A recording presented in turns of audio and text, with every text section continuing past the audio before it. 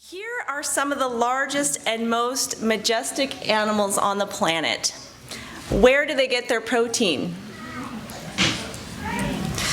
The strongest and biggest animals in the world get their protein from plants. What about humans? In Genesis we read, "And God said, Behold, I have given you every herb-bearing seed which is upon the face of all the earth, and every tree in the which is the fruit of a tree yielding seed, to you it shall be for meat."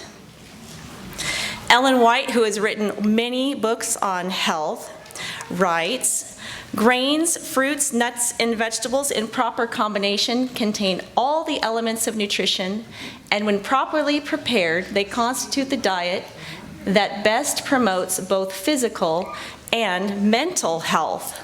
I want mental health. How about you? Amen. Yes, amen.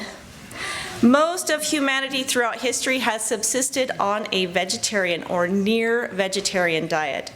Even in this modern age, the vast majority of people who inhabit the planet survive on a largely vegetarian diet.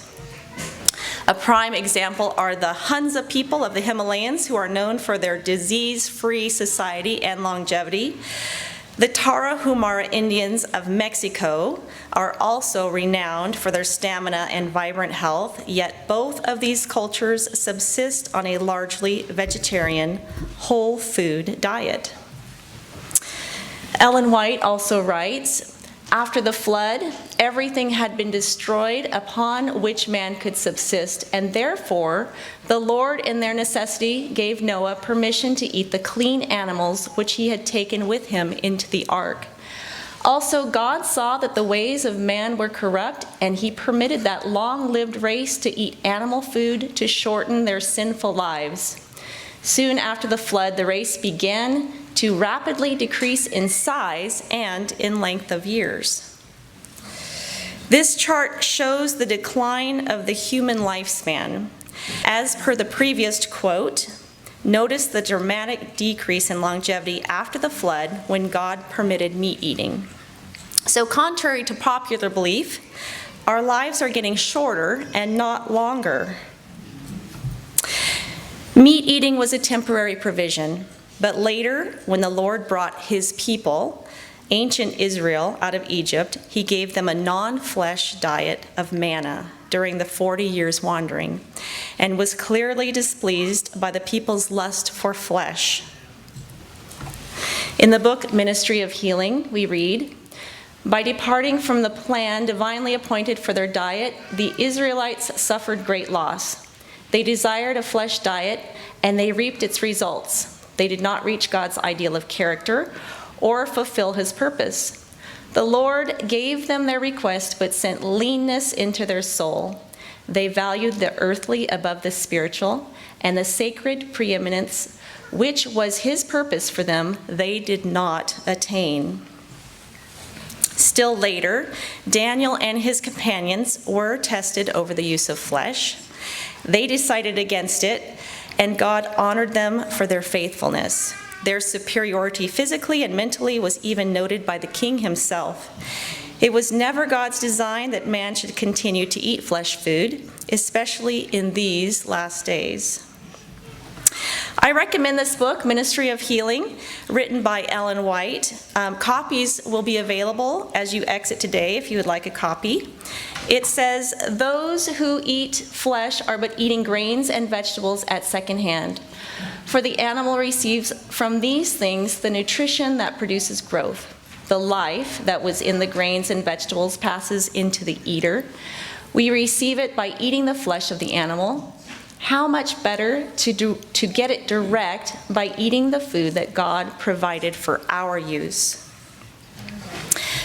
Ellen White writes, "I was instructed that the use of flesh meat has a tendency to animalize the nature and to rob men and women of the love and sympathy which they should feel for everyone. We are built up from that which we eat, and those whose diet is largely composed of animal food are brought into a condition where they allow the lower passions to assume control of the high powers of the being. It has a tendency to deaden the moral powers.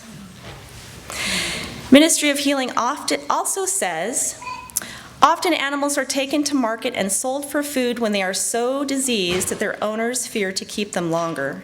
And some of the processes of fattening them for market produce disease.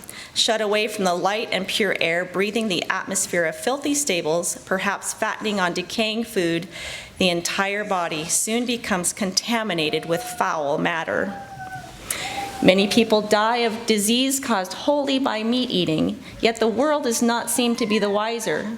Animals are frequently killed that have been driven quite a distance for the slaughter. Their blood has become heated, they have been deprived of healthy exercise, and when they have to travel far, they become surfeited and exhausted, and in that condition are killed for market. Their blood is highly inflamed, and those who eat their meat eat poison. Some people are not immediately affected, while others are attacked with severe pain and die from fever, cholera, or some unknown disease. Pictured here, a recent fire in April of 2023 exposed the conditions in which 18,000 dairy cows were living. The fire consumed them all, 18,000 cows under the roof of one building. Ministry of Healing goes on to say, think of the cruelty to animals that meat eating involves, and its effect on those who inflict and those who behold it, how it destroys the tenderness with which we should regard these creatures of God. Cancers, tumors, and all inflammatory diseases are largely caused by meat eating. This is found in the book Counsels on Diets and Foods, which I also recommend. But this statement is supported by Harvard Health and many other research institutes who state, studies link red meat to stomach cancer, bladder cancer, colon, and breast cancer. In contrast, diets low in meat have been associated with increased life expectancies. These two graphs track the incidence of colon cancer and breast cancer in correlation with daily per capita meat consumption of the corresponding countries. What about fish? We continue to read in the book Ministry of Healing. In many places, fish become so contaminated by the filth on which they feed as to be a cause of disease. This is especially the case where the fish come in contact with the sewage of large cities. The fish that are fed on the contents of the drains may pass into distant waters and may be caught where the water is pure and fresh. Thus, when used as food, they bring disease and death, and those who do not suspect the danger. Speaking of the children of Israel, we read, had they been willing to deny appetite in obedience to his restrictions, feebleness and disease would have been unknown among them. Their descendants would have possessed physical and mental strength. They would have had clear perceptions of truth and duty, keen discrimination and sound judgment. But they were unwilling to submit to God's requirements, and they failed to reach the standard he had set for them and to receive the blessings that might have been theirs. They murmured at God's restrictions and lusted after the flesh pots of Egypt. God let them have flesh, but it proved a curse to them. A well-planned, total, plant-based diet can supply all of our dietary needs. A variety of plant foods incorporating grains, nuts, seeds, legumes, fruits, and vegetables will supply ample nutrients for healthful living. If a combination of grains and legumes are used, protein deficiency is extremely unlikely, and numerous studies have proven not only the adequacy but also the superiority of plant protein over those of animal origin. Therefore, whatever you eat or drink or whatever you do, do all to the glory of God. 1 Corinthians 10:31.